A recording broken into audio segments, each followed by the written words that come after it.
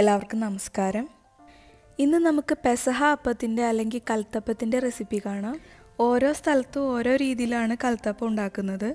അങ്കമാലി ഭാഗത്തുണ്ടാക്കുന്ന രീതിയാണ് ഈ വീഡിയോയിൽ കാണിച്ചിരിക്കുന്നത്. അതിന് വേണ്ടിയിട്ട് 1 കപ്പ് പച്ചരി, 1/2 കപ്പ് ഉഴുന്നും വെള്ളം തെളിയണ വരെ നന്നായിട്ട് കഴുകി എടുത്തിട്ട് 2-3 മണിക്കൂർ വെള്ളത്തിലിട്ട് കുതിർത്തി എടുത്തിട്ടുണ്ട് ഇവിടെ.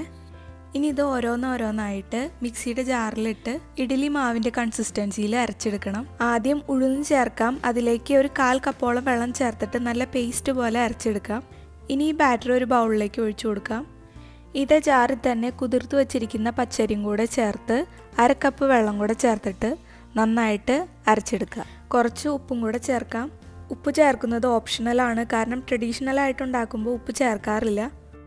ഇതിപ്പോൾ നന്നായിട്ട് അരഞ്ഞു കിട്ടിയിട്ടുണ്ട്. ഇനി അതിലേക്ക് ഒഴിച്ചിട്ട് നന്നായിട്ട് മിക്സ് ചെയ്തെടുക്കാം. ഇനി ഈ ബാറ്ററിലേക്ക് വേണ്ട അരപ്പ് റെഡിയാക്കണം. അതിന് വേണ്ടിയിട്ട് 2 വെളുത്തുള്ളി ആ സെയിം മിക്സിയുടെ ജാറിലേക്ക് തന്നെ ഇട്ട് കൊടുക്കാം. ഇനി 2 ചുവന്നുള്ളി ഇട്ട് കൊടുക്കാം. 2 വലിയ പിടി ചിരകിയ തേങ്ങ ഇട്ട് കൊടുക്കാം. 1 ടീസ്പൂൺ ചെറിയ ജീരകം ഇട്ട് കൊടുക്കാം. ഇനി ഇതിൽ കുറച്ച് വെള്ളം കൂടെ ചേർത്തിട്ട് നന്നായിട്ട് മിക്സിയിലിട്ട് അരച്ചെടുക്കാം. ഇനി അരപ്പ് ഈ ബാറ്ററിൽ ചേർത്തിട്ട് നന്നായിട്ട് മിക്സ് ചെയ്തെടുക്കാം. ഇനി ഈ ബാറ്ററിലേക്ക് തേങ്ങാക്കൊത്തും ചെറിയുള്ളിയും വറുത്തിടണം. 1/2 കപ്പ് അല്ലെങ്കിൽ 1.5 പിടി തേങ്ങാക്കൊത്ത് ചെറുതായിട്ട് നുറുക്കിയെടുത്തിട്ടുണ്ട് ഇവിടെ. 20-25 എണ്ണം അല്ലെങ്കിൽ 3 പിടി ചെറിയുള്ളി ചെറുതായിട്ട് നുറുക്കിയെടുത്തിട്ടുണ്ട്. ഇതിൻ്റെ അളവ് കുറച്ചുകൂടെ വേണമെങ്കിൽ കൂട്ടാം. കൂട്ടുന്തോറും നല്ല ടേസ്റ്റ് ആയിരിക്കും കൽത്തപ്പം.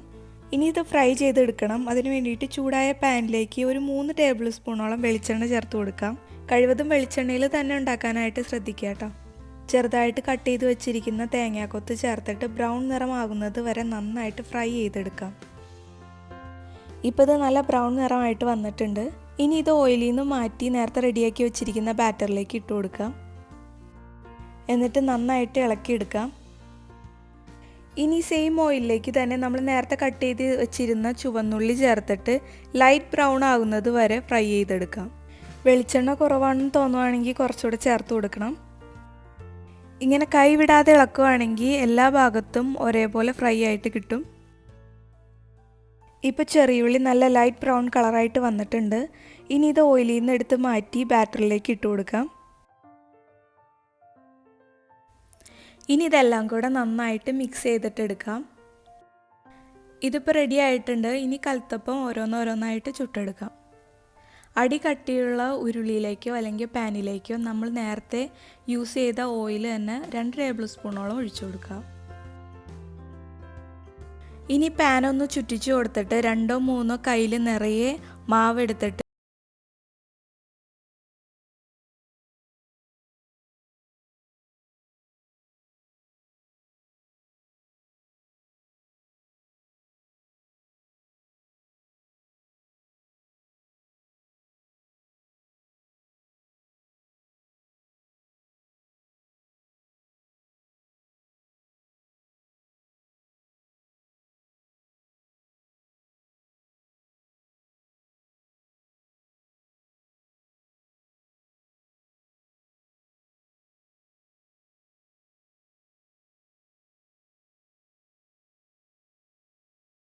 ആയിട്ടുണ്ട്. ഇനി നമുക്ക് പെസഹ പാലിൻ്റെ റെസിപ്പി കാണാം. ഇതും അങ്കമാലി രീതിയിലുള്ള പെസഹ പാലാണ് ഇവിടെ ഉണ്ടാക്കിയിരിക്കുന്നത്. ശർക്കര വെച്ചുണ്ടാക്കുന്ന പാലാണ് ഈ വീഡിയോയിൽ കാണിക്കുന്നത്.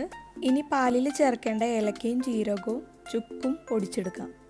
അതിനായിട്ട് 5 ഏലക്ക ഞാനിവിടെ എടുത്തിട്ടുണ്ട്. അതൊന്ന് പയ്യെ ചതച്ചിട്ട് അതിൻ്റെ ഉള്ളിലെ കുരു മാത്രമായിട്ട് ജാറിലേക്ക് ഇട്ട് കൊടുക്കാം. ഇനി ഇതിലേക്ക് 1/2 ടീസ്പൂൺ ജീരകം ചേർത്ത് കൊടുക്കാം. 1/2 ടീസ്പൂൺ ചുക്കും ചേർത്ത് കൊടുക്കാം. ചുക്കിൻ്റെ കഷ്ണമായിട്ടാണ് ഇരിക്കുന്നതെങ്കിൽ അതിനകത്തുനിന്ന് ഒരു ചെറിയ കഷ്ണം എടുത്ത് ചേർത്താൽ മതി. ഇത് നന്നായിട്ട് പൊടിഞ്ഞു കിട്ടാൻ വേണ്ടി ഇതിലേക്ക് 1 ടേബിൾ സ്പൂണോളം പഞ്ചസാര ചേർത്ത് കൊടുക്കാം. ഇതിപ്പോൾ നന്നായിട്ട് പൊടിഞ്ഞു കിട്ടിയിട്ടുണ്ട്. ശരിക്കും പൊടിഞ്ഞു കിട്ടിയില്ലെങ്കിൽ 1/2 ടേബിൾ സ്പൂൺ പഞ്ചസാര കൂടി ചേർത്ത് നന്നായിട്ട് പൊടിച്ചെടുക്കാം. ഇനി ഇതിൻ്റെ ഫ്ലേവർ ഒന്നും പോവാതിരിക്കാൻ വേണ്ടി അടച്ച് മാറ്റി വെക്കാം. മധുരത്തിനായിട്ട് ഞാനിവിടെ 2 കട്ട വെള്ള ശർക്കര എടുത്തിട്ടുണ്ട്. ഇത് ഏകദേശം 80 ഗ്രാമോളം ശർക്കര ഉണ്ടാവും. ഈ അളവിലും മധുരം കുറച്ച് കുറവായിരിക്കും. നിങ്ങളുടെ മധുരത്തിനനുസരിച്ച് ശർക്കരയുടെ അളവ് കൂട്ടാം. ഞാൻ ഈ കാണിക്കുന്ന അളവിന് 150 ഗ്രാം ശർക്കര എടുക്കാവുന്നതാണ്. അതുപോലെ ഞാനിവിടെ എടുത്തിരിക്കുന്നത് കല്ലുകളൊക്കെയുള്ള ശർക്കരയാണ്. അതുകൊണ്ട് ഇതൊന്ന് ഉരുക്കിയിട്ട് അരിച്ചൊഴിക്കണം പാലിലേക്ക്.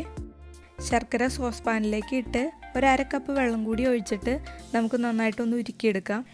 നിങ്ങളുടെ ഇരിക്കുന്നത് റിഫൈൻഡ് ശർക്കരയാണെങ്കിൽ ഈ സ്റ്റെപ്പ് സ്കിപ്പ് ചെയ്യാം കേട്ടോ. ശർക്കര ഡയറക്റ്റായി പാലിൻ്റെ കൂടെ ചേർത്താൽ മതി. ഇപ്പോൾ ഇത് നന്നായിട്ട് അലിഞ്ഞ് വന്നിട്ടുണ്ട്. ഇനി ഇതൊന്ന് ചൂടാറാൻ വേണ്ടിയിട്ട് മാറ്റി വയ്ക്കാം.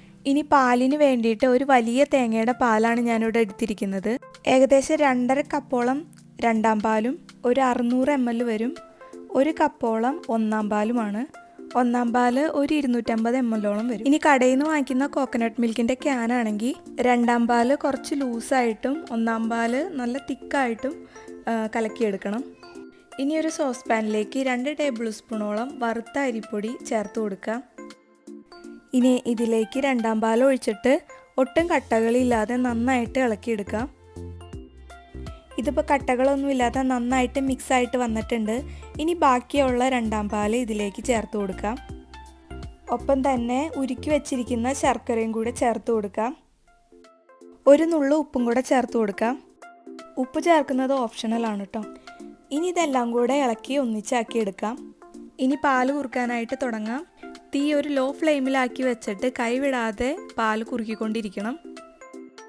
10 മുതൽ 15 മിനിറ്റ് വരെ എടുക്കും ഒന്ന് കുറുക്കി കിട്ടാനായിട്ട്. റിഫൈൻഡ് ശർക്കരയാണ് നിങ്ങളുടെ കയ്യിലെങ്കിൽ ഈ സമയം ചേർത്ത് കൊടുത്താൽ മതി. അതുപോലെ പഞ്ചസാരയാണ് ഉപയോഗിക്കുന്നതെങ്കിൽ ഈ സമയം ചേർത്താൽ മതി. ഇപ്പോൾ ഇതൊന്ന് കുറുകി തുടങ്ങിയിട്ടുണ്ട്. ഇനി ഇതിലേക്ക് നേരത്തെ പൊടിച്ചു വെച്ചിരുന്ന ഏലക്കയും ജീരകവും ചുക്കും ചേർത്ത് കൊടുക്കാം. ഇനി ഇത് കട്ടകളില്ലാതെ നന്നായിട്ട് മിക്സ് ചെയ്തെടുക്കാം. ഏലക്കയും ജീരകവും ചുക്കും പൊടികളായിട്ട് കയ്യിൽ ഇരിപ്പുണ്ടെങ്കിൽ 1/4 ടീസ്പൂൺ വീതം ചേർത്താൽ മതി. ഇപ്പോൾ ഇത് നന്നായിട്ട് കുറുകി വന്നിട്ടുണ്ട്. ഇനി ഇതിലേക്ക് ഒന്നാം പാല് ചേർത്ത് കൊടുക്കാം. ഇനി ഇത് നന്നായിട്ട് കുറുകുന്നത് വരെ കൈവിടാതെ ഇളക്കിക്കൊണ്ടിരിക്കാം. ഇതിനി ഒരു 5 മിനിറ്റിനുള്ളിൽ റെഡിയായിട്ട് കിട്ടും. ഇതിപ്പോൾ നന്നായിട്ട് കുറുകി കിട്ടിയിട്ടുണ്ട്. ഈ കട്ടിയിലെടുത്താൽ മതി. ഇരിക്കും തോറും ഇതിന് കട്ടി കൂടും. ഫ്ലെയിം ഓഫ് ചെയ്തിട്ട് മാറ്റി വയ്ക്കാം. ഓശാനയുടെ കുരുത്തോല വെച്ച് കുരിശുണ്ടാക്കി നടുക്ക് വയ്ക്കാം. അപ്പോൾ നമ്മുടെ പെസഹ പാൽ ഇവിടെ റെഡി ആയിട്ടുണ്ട്. അപ്പോൾ വീഡിയോ ലൈക്ക് ചെയ്യാനും ഷെയർ ചെയ്യാനും ചാനൽ സബ്സ്ക്രൈബ് ചെയ്യാനും മറക്കണ്ട കേട്ടോ.